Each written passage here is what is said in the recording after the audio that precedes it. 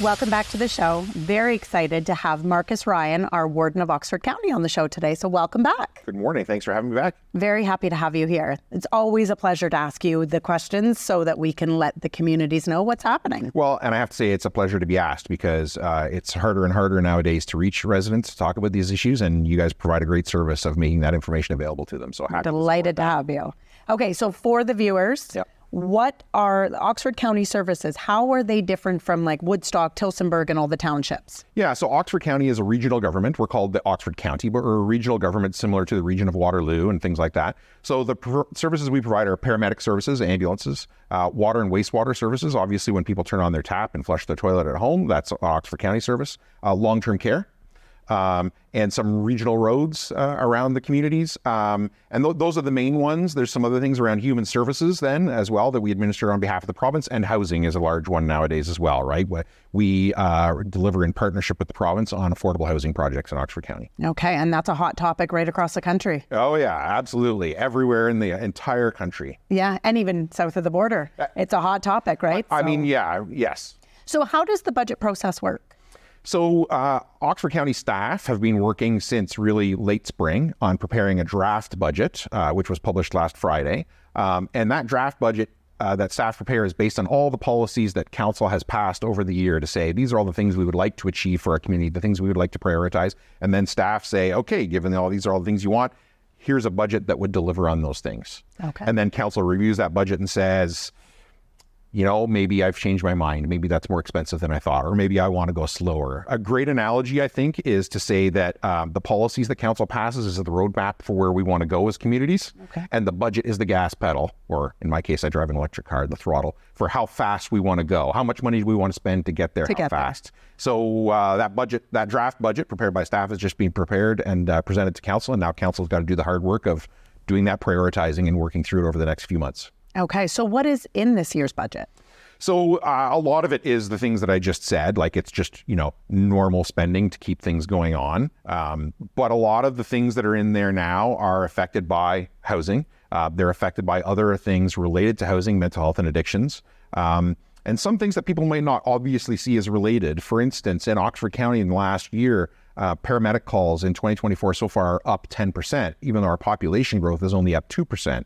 So you sort of think, where's that other 8% coming from? Well, people experiencing mental health addictions and homelessness are a disproportionate demand for ambulance services, but also people who don't have a family doctor or have a family doctor but can't see them for 2 months. Right. Sometimes end up in a situation where a paramedic, a call to an ambulance ends up being healthcare. So that's a complicating factor. So right now, staff have proposed adding 4 paramedics to the budget, which is about $600 and something thousand. Because we want to maintain our response times, you know, so whether that's a person with an overdose or a person who had a heart attack cutting the grass, we want to keep that response time where it is. And that means we have to increase the staffing to do that. But along with that, there's a lot of other things in there about maintaining our level of service for long-term care, affordable housing. There's still $3 million in there every year right now to try and achieve more affordable housing units. And there's related things to that as well, where it's sometimes cheaper to try and keep somebody housed than it is to allow them to become homeless and then pay for an affordable housing unit. But most of the budget this year, the tax levy budget, the whole total budget is about $400 million. The tax budget is about 93, which is an increase of about 10.6. And most of that is maintaining current service levels with a growing population and inflation. Okay.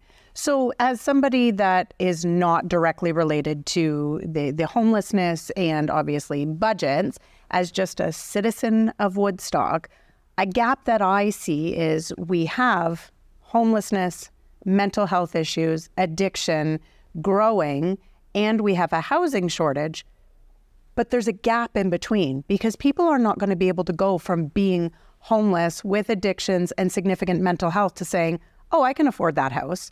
There's a big gap in between. Do you see anything in the budget that could potentially look at merging that gap to get them the help they need to get them off, like a halfway house or something to get them off the streets? Well, I think you're right in identifying that gap. I mean, if somebody is living on the street in an encampment and they have inadequately addressed mental health issues and potentially addiction issues, possibly due to trying to self-medicate, they're presumably unemployed, simply saying, here's a unit for you to live in is not going to solve that problem. right? The thing they have reasons that they ended up homeless, and just providing a house doesn't make those reasons go away.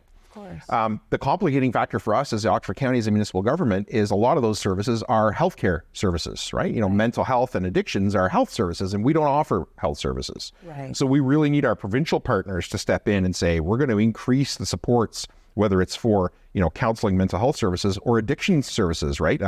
Recovery and treatment beds, so that people who are at the point where they say, I actually want to get better. I want help. Where do you go? And right now, the answer is you're leaving Oxford County if you want that help. You're going to Guelph, you're going to London. You're going down to St. Thomas, you're going to London. And when you go there, you are A, competing with people in those communities who equally need those services, but B, you're moving away from your organic community supports. You're moving away from that sibling or parent or cousin who might support you in your community. Right. You're out of your community. And there's a lot of evidence from healthcare professionals that says that when you move people out of that home community and decrease those organic supports, their chances of success are lower, which we don't want. We want them to be successful. So we need to find something to fill that gap. We need our provincial partner to join us in doing that, but also Oxford County. That's not to say that we're giving up and saying that's not us. We also are providing supportive and transitional housing. So there's an example of that in Tillsonburg that we opened almost 2 years ago now, called the Lighthouse, in partnership with the United Way, that helps people who have moved from homelessness to sort of emergency shelter and are ready for that next step, and they can move into supportive and transitional housing where they have a housing unit and they're only allowed to be there for 364 days, and then they move on. That's why it's transitional. And they get, employment services to help them. They get access to health services. All of the services that are offered. That is the idea. Right now, it's up to each individual, and each one is somewhere in a spectrum of how ready are they to move on. But we've had people move in and transition out into other forms of housing. So this model of, as you say, of giving somebody the unit, but also the supports to deal with the reasons that cause them to be homeless in the first place, does work. It moves people out. We need more money from our provincial partners and more explicitly healthcare services to make those transitions happen successfully. Can you tell us about your request for funding from the province for health and social services? Yeah, once upon a time, not that long ago, 20, 30 years ago, a municipal government just delivered stereotypical municipal services, that the water and wastewater flowed, the roads were plowed. Those were the services we delivered. Over time, and largely because in Ontario is the only province in Canada where municipalities are responsible for affordable housing. In every other province in the country, it's entirely a provincial responsibility. And once you enter into that responsibility of providing housing, along with it comes all the reasons that cause people to have difficulty getting housing. And in a 2024-2025 context, that means mental health and addictions. So we need to really understand, as you highlighted in your first question, we need to understand what are the reasons that people become homeless. Because if you simply just put the solution of provide a house, it doesn't address it. So Oxford County is trying to do that, as I said, with the example of transitional and supportive housing. But we need a provincial partner that is going to fund the healthcare services that cause some of these people to be experiencing homelessness. Right. So a lot of people, and we have this data from our human services staff at the county, a lot of people who are living homeless have inadequately addressed mental health or addiction issues. Mm-hmm. Oxford County doesn't provide mental health or addiction services. We need the province to really step up that service and make sure that those beds are available to people to get those services for them. I know people in our communities who are, teens dealing with, I hesitate to say it, but relatively mild mental health issues. But if they're not adequately addressed when they're 15, does that become a more serious mental health issue when they're 18? Right. It's only going to continue to progress. And what happens, and I think as a society right now in Oxford, I think we know what happens. Right. Because we know, there's people living in encampments in Oxford County now who some of us are like, I went to school with her. She was a good person. I'm like, of course she was a good person. Mm-hmm. Right? She didn't have her issues adequately addressed. She ended up struggling to hold down a job. She ended up self-medicating to try and deal with her mental health issues, spiral. Homeless. And then it's a slippery slope, right? And coming back up that is near impossible. It's harder. It's harder. It's much easier to help people not go down the slope than to let them go all the way down and get back out. Right. It's also more humane, frankly, right? These are people that we all grew up with. Right. So we really need the province to step up and say, we're going to invest in healthcare in Oxford County and try and help people not go down that slope. Which saves us all money, incidentally, too. Right. It's a much more humane response and saves us a lot of money. It's way cheaper to say, we're going to help you deal with your mental health and addiction issues before you become homeless, than wait until you become homeless, deal with an encampment, get you housing, and deal with your mental health and addiction issues. Right. Oxford County, without a Ministry of Health, we can't do that on our own. We need the province to partner with us to do it. And to anybody who would say otherwise, I would say, well, I'll take you on a walk around Oxford County and I'll show you the encampments. I'll show you the people in front of the businesses in their downtowns. It's not working. Have a coffee with a paramedic in town and they can tell you. Have a coffee with a paramedic, have a coffee with a police officer, have a coffee with a firefighter, a business owner in a downtown, a person with an encampment behind them, a person who walks through a park. It's not working. And, you know, I'm at the point where I'm like, you know, if you want to blame me, blame me. If you want to blame an MPP or an MP or the province or the federal, that's fine. Can we start talking about what's going to make life better for all of our residents? We need to get focused on solutions and less on blame. So what is the Heart Hub and why do we need it? So the province has announced that they're no longer going to allow safe injection sites in Ontario. And what they are going to support now is a Heart Hub, which is their model, and it's brand new. The first time any of us heard about this model was in August when they announced it. I was at the conference in Ottawa when they announced it. And the idea of the model is a homelessness addiction recovery treatment hub. So the idea is that people who are experiencing homelessness and addiction would go to this hub and they would receive addiction treatment and recover. Is that going to work? Is that the perfect model? I've had a lot of people who are healthcare experts say to me they don't think it is the perfect model. I don't know that there is such a thing as a perfect model. Right. Again, as we just said, though, what we're experiencing, not good. We need to be open to try new things. If the province is saying this is how we're going to support that, then I think we try to make the best of it and make it work as well as we can. The challenge is right now, the province has said there's going to be 18 of these across all of Ontario. Well, there's 444 municipalities in Ontario. Some of them are quite large. Toronto, London, Kitchener-Waterloo, Kingston, Ottawa. Is Oxford County going to make the list?